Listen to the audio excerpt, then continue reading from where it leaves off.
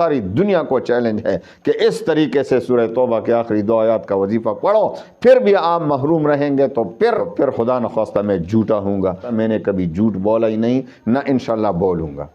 تو آپ کیوں اس خزانے سے بے پرواہ ہے؟ کیا خزانہ ہے؟ خزانہ یہ تمام وظائف کا بادشاہ وظیفہ ہے سورہ توبہ کی آخری 2 آیات، یقیناً اس میں کوئی شک ہے۔ توبہ کی آخری 2 آیات آپ مالی پریشانیاں کے لیے پڑھیں گے تو مالی پریشانی آپ کے ساتھ نسلوں میں بھی نہیں ہوگی۔ آپ جادو سے پریشان ہیں تو جادو انشاءاللہ جتنا بھی طاقتور جادو ہوگا وہی جادو اپنے جس نے بھی جادو کیا ہو، جو بھی ان میں ملوث ہوں، سب پر واپس چلا جائے گا۔ آپ دشمن کے خلاف پڑھتے ہیں تو دشمن تباہ و برباد ہو جائے گا۔ آپ جس مقصد کے لیے بھی پڑھیں گے اس خزانے سے آپ کبھی بھی محروم نہیں رہیں گے۔ ایسا وظیفہ ہے سورہ توبہ کی۔ الحمدللہ وکفا وسلام علی عبادہ الذین اصطفیٰ، اما بعد فاعوذ باللہ من الشیطان الرجیم، بسم اللہ الرحمن الرحیم۔ لقد جاءکم رسول من انفسکم عزیز علیہ ما عنتم حریص علیکم بالمؤمنین رؤوف الرحیم۔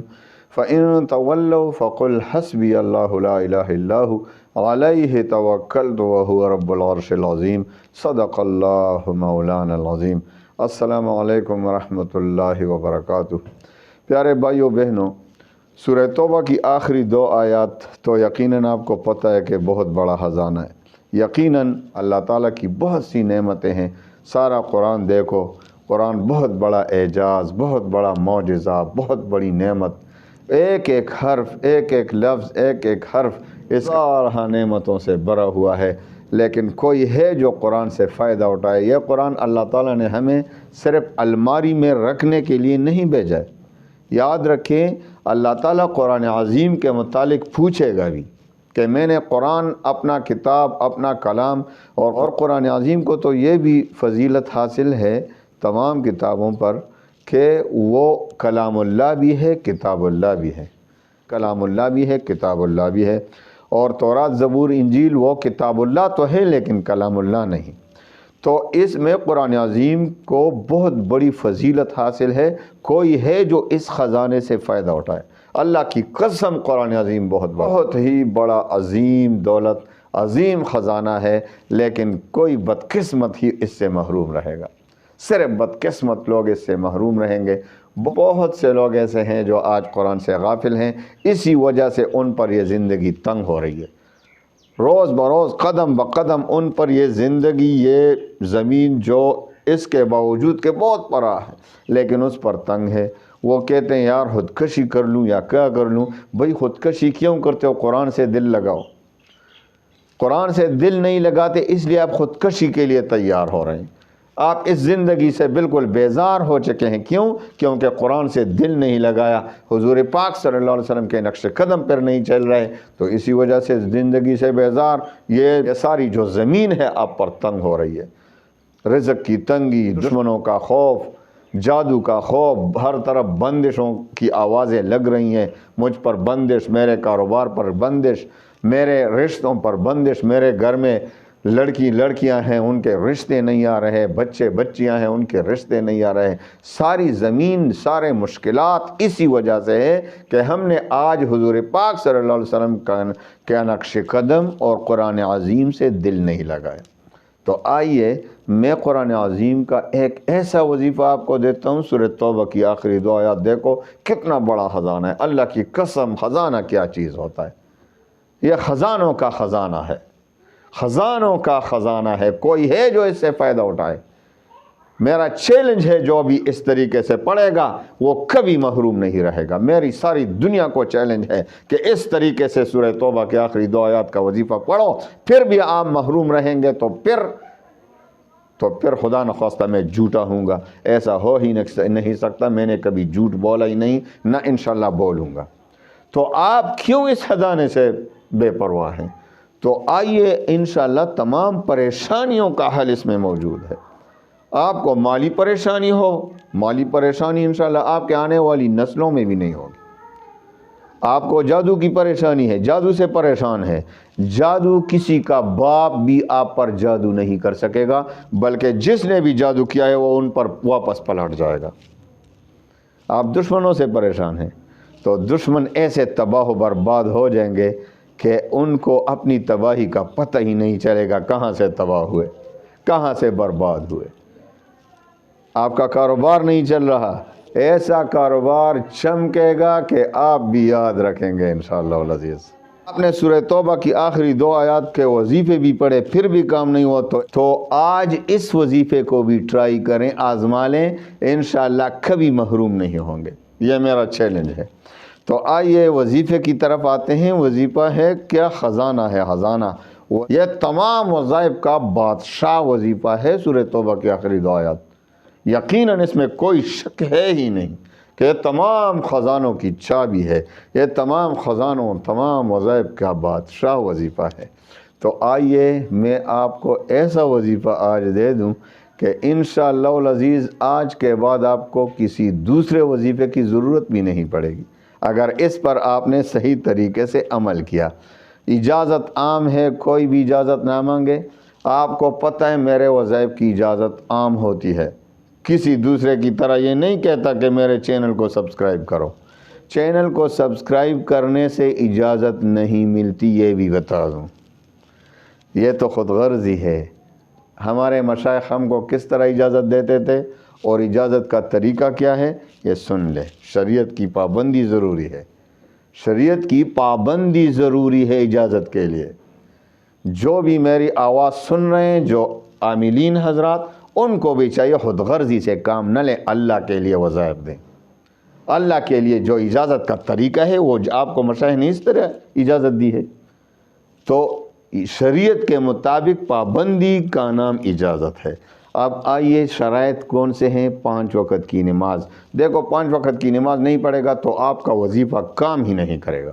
جو بھی آپ چینل کو سبسکرائب کر بھی لیں، آپ کو وہ بزرگ اجازت دے بھی، تو پھر بھی آپ کا وظیفہ کام نہیں کرے گا۔ آپ اللہ کو ناراض کر رہے ہیں، وظائف پڑھ رہے ہیں، مذاق کر رہے ہیں۔ یہ مذاق ہے، دنیا مذاق تو نہیں۔ اللہ تعالی ہم سے پوچھے گا 700 مرتبہ کم و بیش قرآن عظیم میں اللہ نے حکم دیا ہے، واقیم الصلاۃ واقیم الصلاۃ واقیم الصلاۃ، نماز پڑھو، نماز پڑھو، نماز پڑھو۔ آپ نماز نہیں پڑھتے، وظائف کے پیچھے لگے ہوئے ہیں۔ آپ کا وظیفہ کیا کام کرے گا؟ مجھے بتا دو ذرا، کوئی بھی مجھے بتا دے۔ یہ جو بتا رہے ہیں میرے چینل کو سبسکرائب کرو، وہی مجھے بتا دے۔ نماز نہیں پڑھے گا، آپ کے چینل کو سبسکرائب کرے گا تو پھر وظیفہ کام کرے گا۔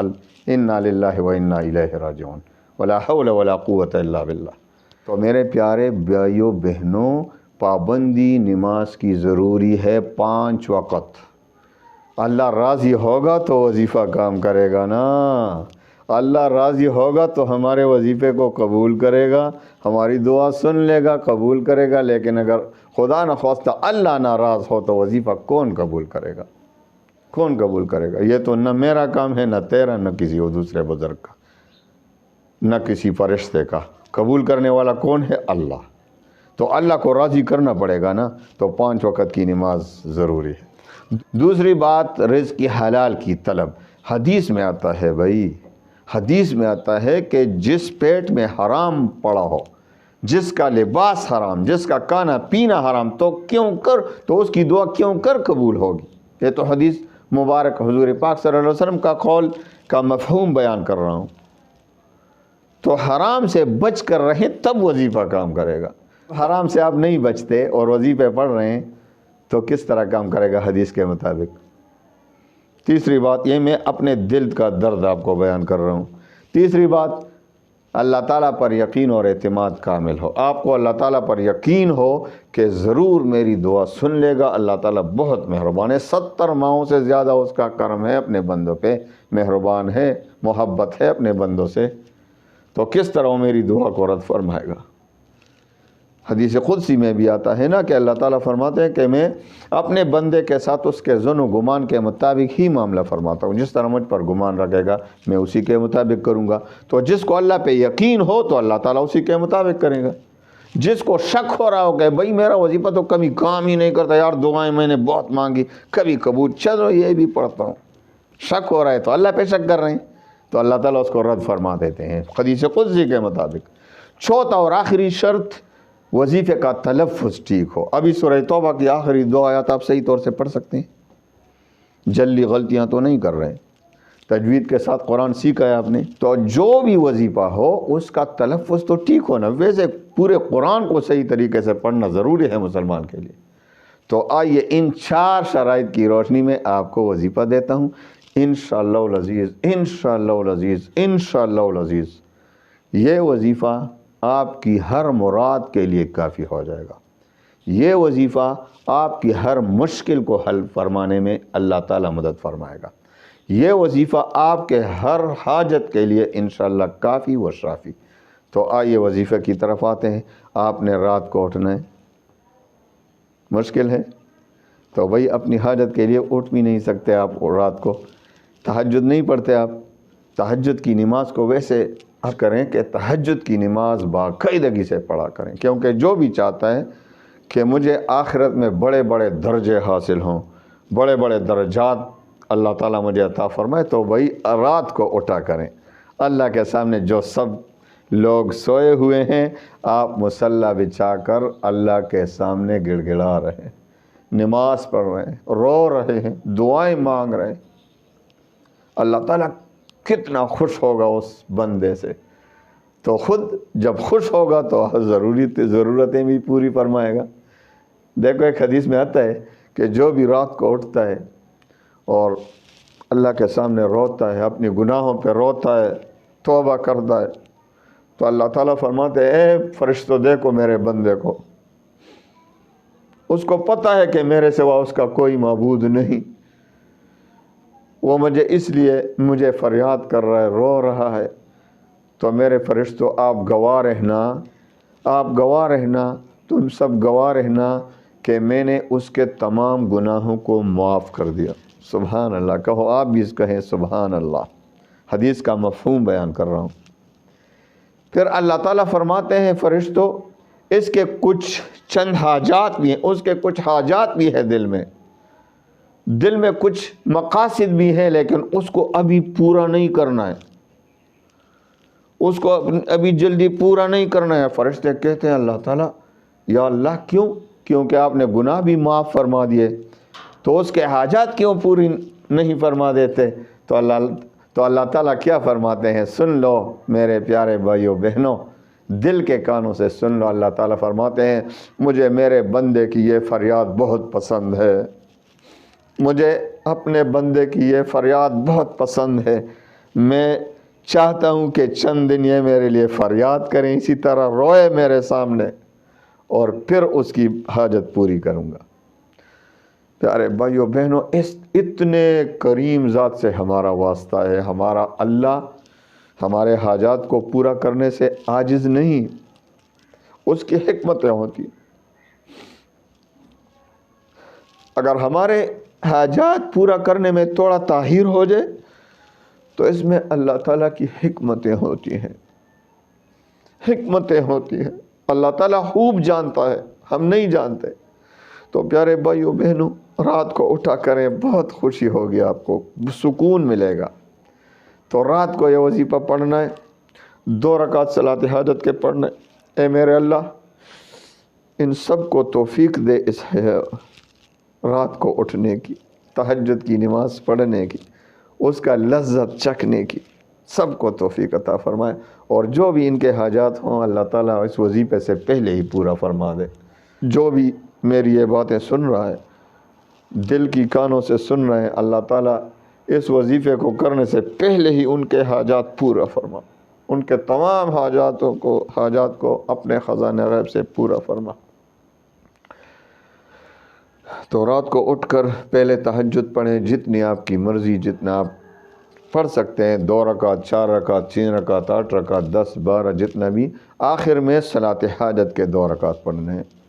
صلاۃ حاجت کے بعد آپ نے خوب دل سے 100 بار درود شریف پڑھنا ہے، 100 بار درود شریف، مختصر درود، ابراہیمی پڑھنا چاہیں تو بھی پڑھ سکتے ہیں، لیکن جو بھی درود، دیکھو وصلی اللہ علی النبی الامی، یہ درود بھی پڑھ سکتے ہیں، اللہم صلی علی محمد وعلی آل محمد، یہ بھی پڑھ سکتے ہیں، صلی اللہ علیہ وآلہ وسلم، یہ بھی پڑھ سکتے ہیں۔ اب جو بھی درود آپ کو آسان ہو وہی پڑھیں 100 بار، اور پھر سورہ توبہ کی آخری 2 آیات کو 101 بار پڑھیں۔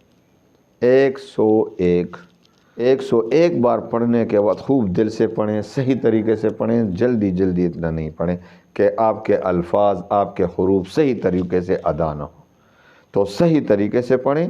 لَقَدْ جَاءَكُمْ رَسُولٌ مِّنْ أَنفُسِكُمْ عَزِيزٌ عَلَيْهِ مَا عَنِتُّمْ حَرِيصٌ عَلَيْكُمْ بِالْمُؤْمِنِينَ رَءُوفٌ رَحِيمٌ فَإِن تَوَلَّوْا فَقُلْ حَسْبِيَ اللَّهُ لَا إِلَٰهَ إِلَّا هُوَ عَلَيْهِ تَوَكَّلْتُ وَهُوَ رَبُّ الْعَرْشِ الْعَظِيمِ۔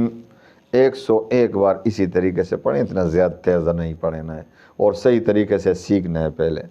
تو آخر میں پھر 100 بار درود شریف جو مختصر درود ہو، اور پھر آخر میں خوب دل سے رو رو کر دعا مانگنی ہے، اللہ کے سامنے رو رو کر اپنی حاجت مانگنی ہے، جو بھی حاجت ہو، ممکن ناممکن کی طرف نہ دیں کہ اللہ کے سامنے، اللہ کے ہاں کوئی ناممکن نہیں، جو بھی حاجت ہو مانگیں، اسی وقت انشاءاللہ قبول ہوگا، اسی وقت آپ کی دعا قبول ہوگی۔ ایسا تیر بہادر وظیفہ ہے، تو اس پر عمل شروع کریں، ساتھ ساتھ استغفار جاری رکھیں، کیونکہ ہمارے گناہوں کی وجہ سے نحوست آتی ہے۔